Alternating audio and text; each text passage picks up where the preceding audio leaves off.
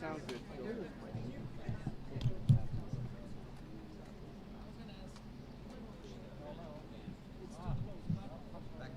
It's not your neck. Hey, Greg. Okay. Focus. Focus. Focus differently very well.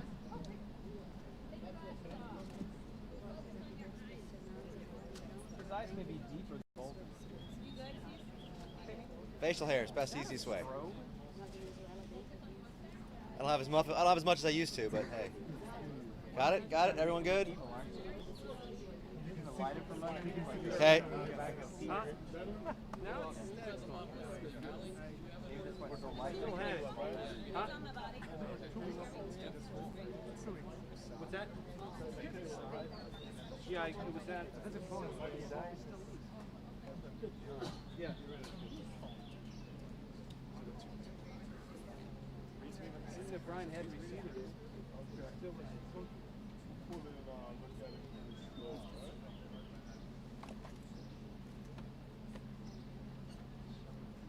Whoa, whoa.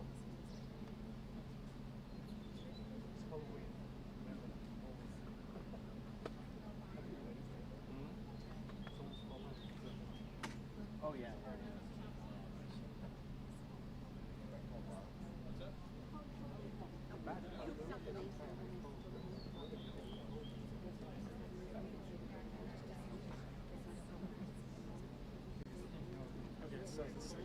You don't. It's like forward. Okay, let's just do this. What? All right. So that's later.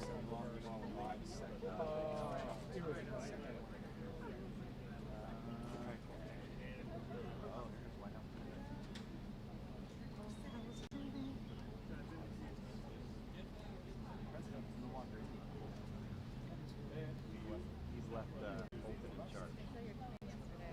It's like Charles in charge.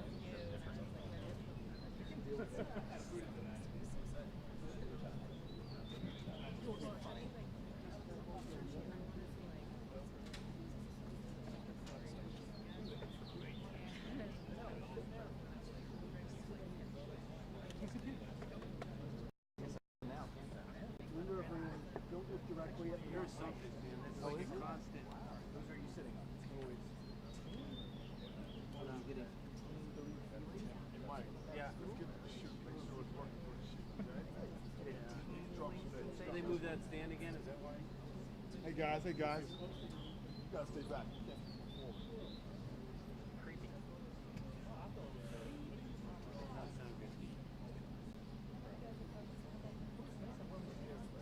Yeah, we'll deal with it. We'll deal with it. iPhone network television. Come on. Come on, man. Come on, man. Better than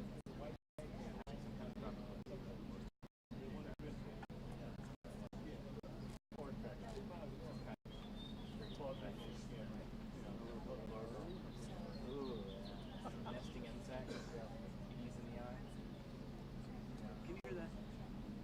Can you listen while I go up there? Hey, stay put. You want me to go up there and test your mic?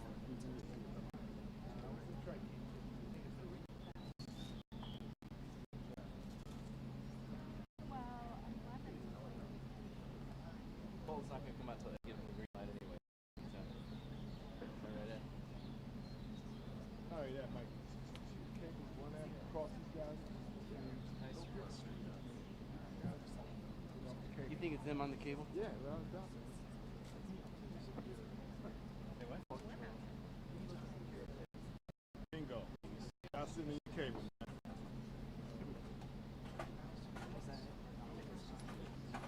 Did I talk to Tom? He's on somebody's blue cable too.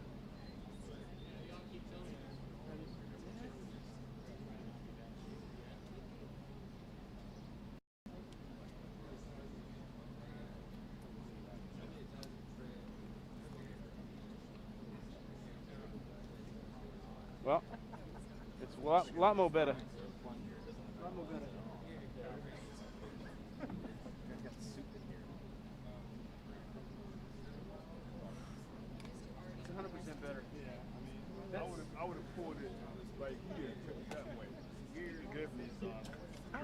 guys, man. Yeah, exactly. Oh, pull it out there? I can still do that. Pull it out there and bring it this way?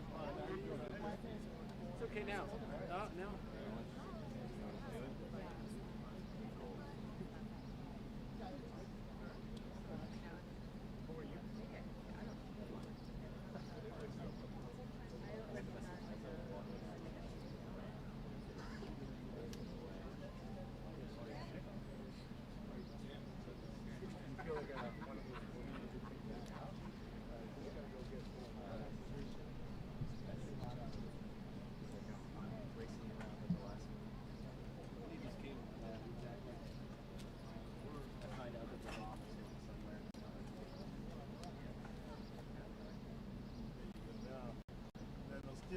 Still on top of the cable.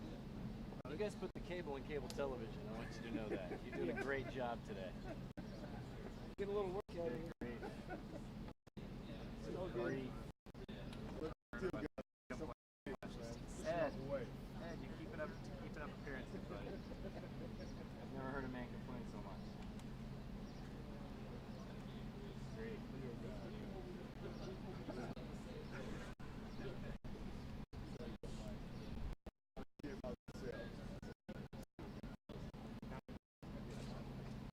I'd care about you if I could hear you.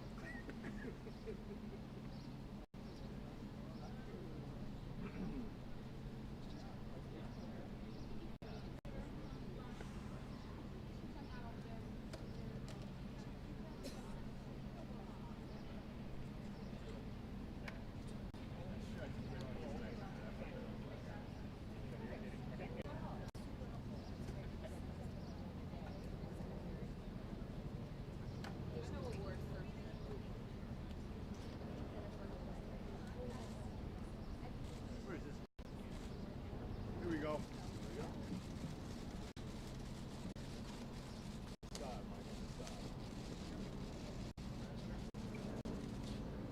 Good afternoon. I wanted to say a few words about the situation in Venezuela.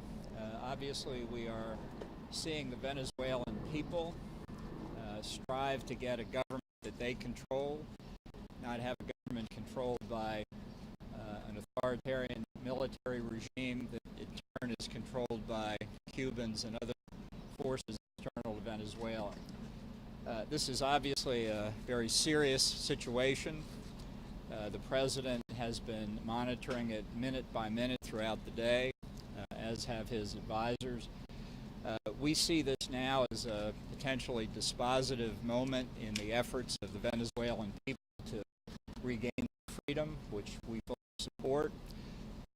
There have been a lot of speculation, comment in the media about what's happening in Venezuela. We think it's still very important for key figures in the regime.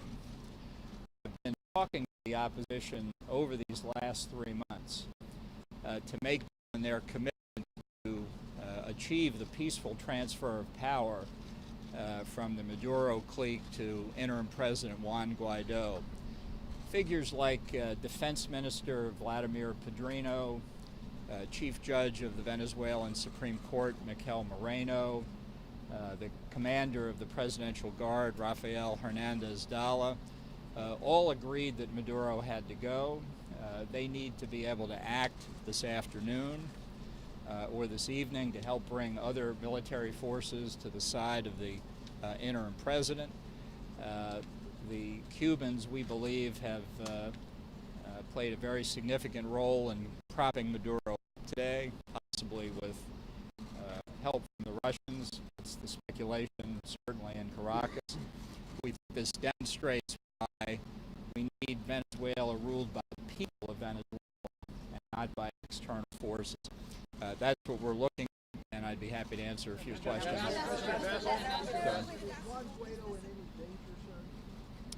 Well, Juan Guaido is out on the streets of Caracas now. He's rallying the people. He's called for the people to come out, and they are increasingly on the streets. As I think many of you know, there were mass demonstrations planned for tomorrow. The circumstances of what's happened today in Caracas have called people out all over the country. So Guaido is behaving in the same courageous way and other opposition have these last 3 months.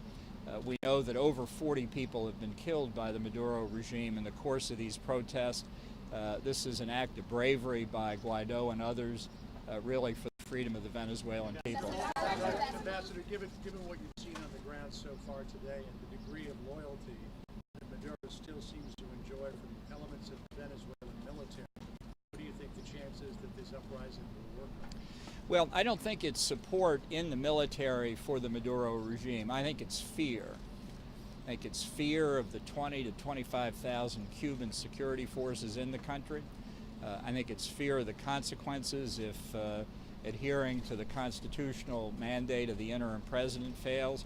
But I think really now what we're seeing is the people of Venezuela, this has been building for a long time, that if this effort fails, they will sink into a dictatorship from which there are very few possible alternatives. It's a very delicate moment.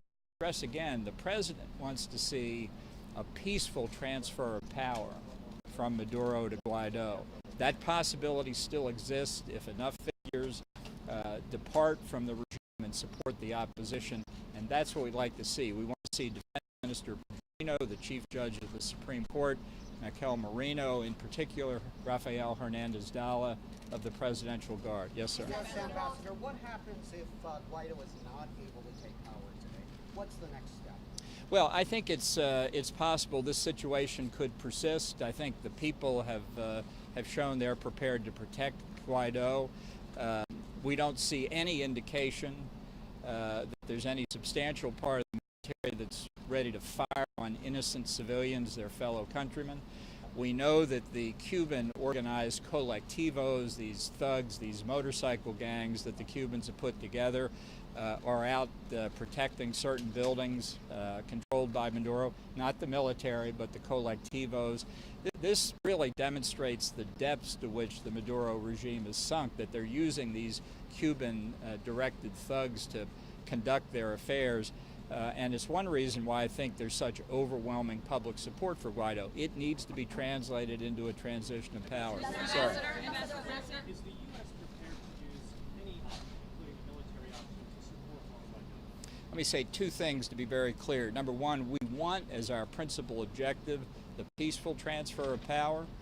But I will say again, as the President has said from the outset, and that Nicolas Maduro and those supporting him, particularly those who are not Venezuelan, should know is all options are on the table. Is the administration providing any support other than tweets of support, and is this a coup? Sorry, say that again. Is the administration providing any other type of support other than tweets of support, and is this a coup? We're providing support in a variety of respects. Certainly we have done everything we can to get humanitarian assistance in the country. We're doing a lot of other things, some of which I'm not going to talk about, and we're certainly working with the Lima Group, the Organization of American States, the over 50 countries that support Guaido's legitimacy democratically. And let me answer the last part of your question. This is clearly not a coup. We recognize Juan Guaido as the legitimate interim president of Venezuela. And just as it's not a coup when the President of the United States gives an order to the Department of Defense, it's not a coup for Juan Guaido to try and take command of the Venezuelan military. Sir. Ambassador, you said all options are on the table still for military action, and I wanted to ask you about a different military action that you did advocate, the Iraq War. Was that a mistake, invading Iraq? As I've said before, I've got a lot of opinions I've expressed over many years in the public space. Those were my opinions. What I'm speaking about now is the policy of the U.S. government, and I've answered the question on force before. Sorry. Do you feel that this moment that we're in right now is sort of a building block, or do you think it is the moment, the tipping point as to where something needs to happen? Well, I think from the perspective of the humanitarian crisis that we face in Venezuela, I hope this is enough to tip Maduro out of power, because it's only when he and his fellow kleptocrats who have plundered the Venezuelan economy for the last 20 years are removed from power that we can put the Venezuelan economy back on its feet for the benefit of the people. The sooner Maduro is gone, the sooner is the possibility of justice and real economic growth for the Venezuelan people. Sorry. Can you address, were you surprised at all by today's action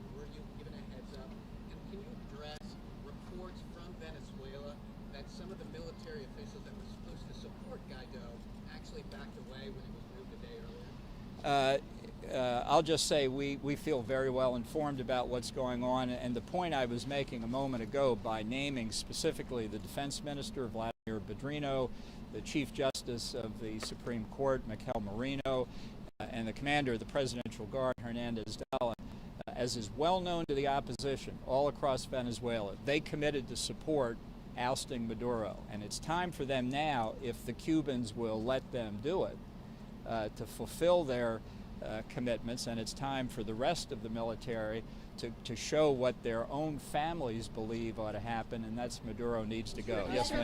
Thank you so much. My question is, if actually Maduro forces fire against the people in Venezuela, Guaido's forces, will the United States send troops or act in any, use any kind of military action at this decisive moment? Yeah, well, as I've said, all options remain on the table. I'm simply not going to be more specific to that, but recall that right at the beginning, 3 months ago, we said that it would be a big mistake for Maduro and those supporting him to use force against innocent civilians. We feel very strongly about it. We felt that way then. We feel that way now. Yes, ma'am.